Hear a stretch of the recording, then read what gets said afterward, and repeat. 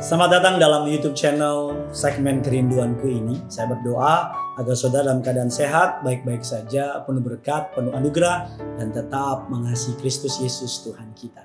Mari sama-sama kita tundukkan kepala, kita bersatu dalam doa.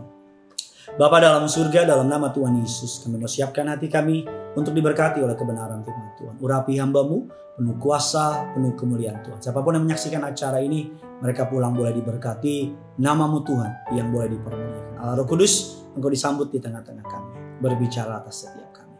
Di dalam nama Tuhan Yesus. Amin. Karisma versus karakter. Oh, menarik ya. Karisma versus karakter.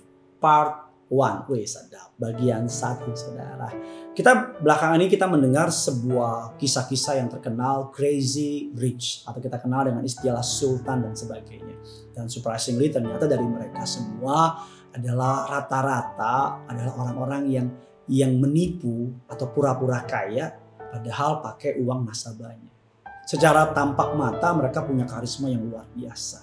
10 miliar, wow, murah banget, dan sebagainya.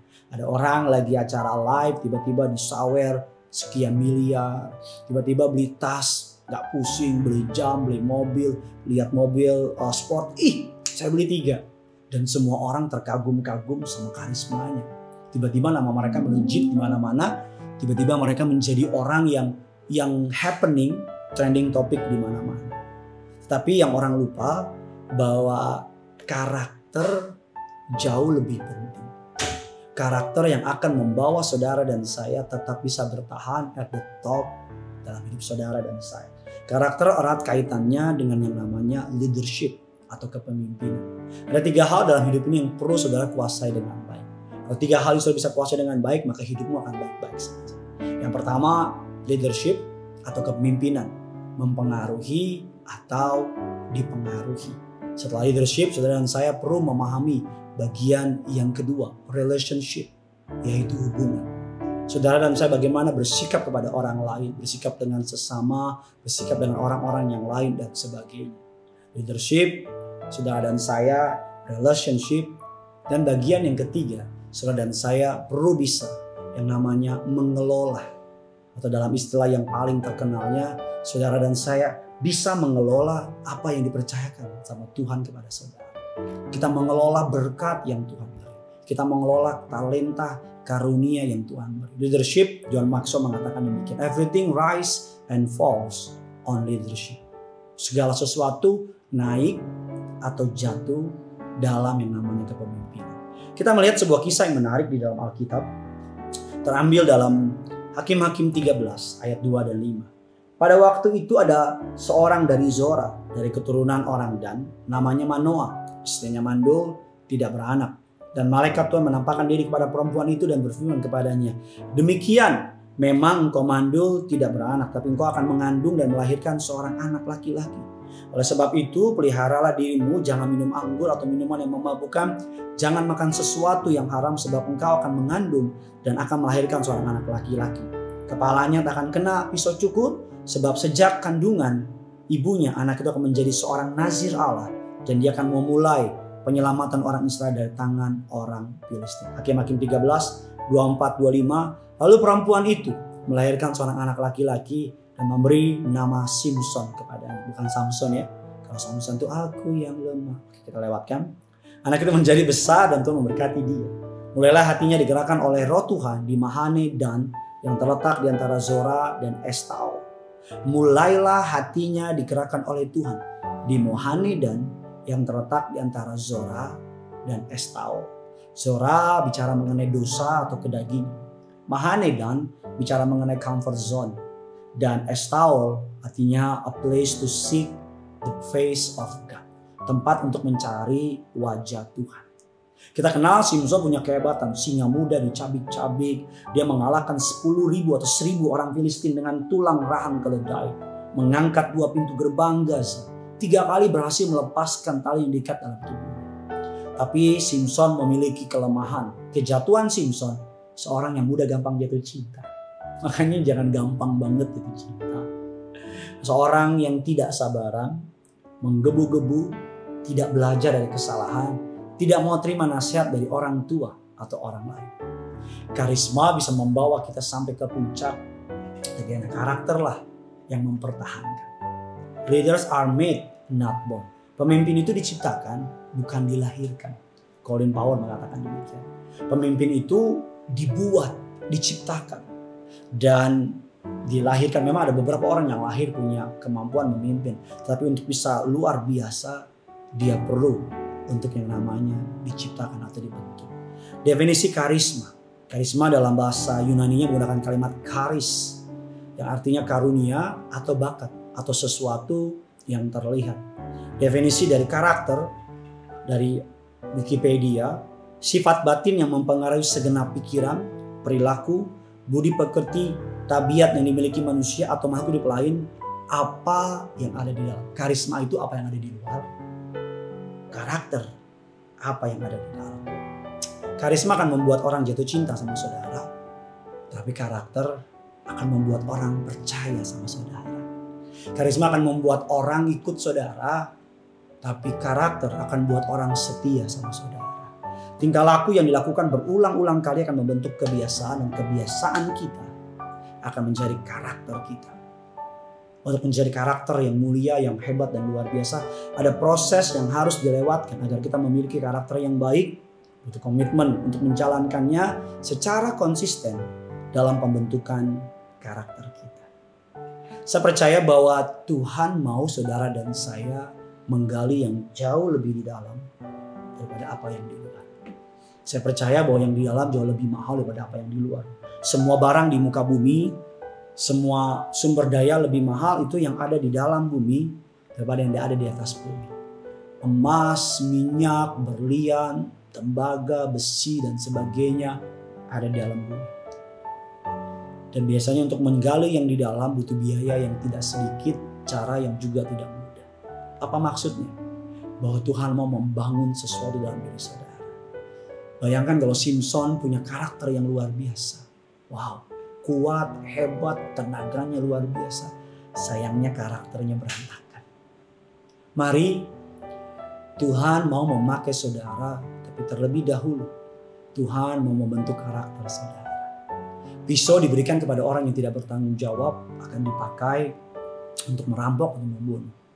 Suatu hari seorang penemu dari yang namanya bom atom atau nuklir, dalam sebuah wawancara yang saya baca, dia menyesal sekali karena dia pikir dengan bom atom bisa memberhentikan perang, bisa membuat negara-negara stop. Tapi yang dia tidak tahu, bom atom itu menghancurkan sebuah negara bagian di negara Asia, membunuh ratusan ribu orang, bahkan puluhan tahun kemudian dampaknya masih tetap dapat dirasakan. Sebuah kutipan yang memberkati berkata demikian, kuasa yang begitu besar, penemuan yang begitu hebat, jikalau dipegang kepada manusia yang tidak memiliki karakter, akan menghancurkan manusia itu sendiri. Mari, jangan sampai berkat yang Tuhan beri membuat engkau makin jauh dari Tuhan. Jangan sampai jabatan yang Tuhan beri justru malah menjatuhkan engkau. Jangan sampai mobil, rumah, kendaraan, promosi, jangan sampai muka gantengmu, muka cantikmu, manis mulutmu, karismamu yang luar biasa itu justru membuat saudara jatuh dalam dosa. Biar karakter kita memuliakan Tuhan. Biar karakter kita bisa memakai karisma kita for the glory of God. Dalam episode berikutnya kita akan membahas bagaimana memiliki godly character, karakter kerajaan surga atau karakter-karakter ilahi. Mari saya berdoa agar firman ini boleh menjadi kekuatan bagi saudara, menguatkan, meneguhkan saudara. Terus kolom komentar di bawah bagaimana kisah Simpson ini memberkati saudara. Jangan lupa share, jangan lupa bagikan kepada orang-orang di sekitar saudara. Karena saya terlalu percaya yang punya surga crazy love with you. Sampai jumpa besok dalam How to Build a Godly Character. Yang punya surga, crazy love with you. Mari sama-sama kita datang sama Tuhan. Kita mau siapkan hati kita. Kami datang padamu Tuhan. Bagaikan bejana siap dibentuk, demikian hidupku di tanganmu. bentuklah seluruh kehendak-Mu, pakailah sesuai rencana-Mu. Ku mau seperti-Mu Yesus, ku mau seperti-Mu Yesus, disempurnakan selalu dalam segenap jalanku, memuliakan nama-Mu. Ku mau seperti-Mu Yesus, disempurnakan selalu dalam segenap jalanku, memuliakan lebih sungguh lagi. Ku mau seperti-Mu Yesus, ku mau seperti-Mu Yesus, sempurnakan selalu dalam segenap jalanku, memuliakan nama-Mu. Mari sama-sama pada pagi hari ini kita angkat dari awal sebagai komitmen kita mau seperti Yesus. Bagaikan bejana siap dibentuk, demikian hidupku di tangan-Mu. Dengan urapan kuasa Roh-Mu, ku dibaharui selalu. Jadikanku Allah dalam rumah-Mu. Inilah di tangan-Mu, bentuklah seluruh kehendak-Mu. Pada pagi hari ini kami katakan, mari sama-sama dimanapun kau berada, bawa hatimu, angkat tanganmu, katakan, mau seperti-Mu, Yesus. Amin. Disempurnakan selalu dalam segenap jalanku, memuliakan. Bawa hatimu, bawa imanmu, ku mau seperti-Mu Yesus.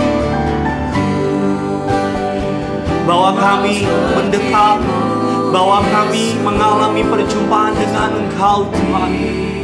Apapun yang terjadi di dunia ini, sempurnakan kami Tuhan dalam segenap jalanku, memuliakan. Lebih lagi kami mau seperti-Mu Yesus, mau seperti-Mu Yesus, disempurnakan selalu dalam segenap jalanku, dalam segenap jalanku, memuliakan nama-Mu,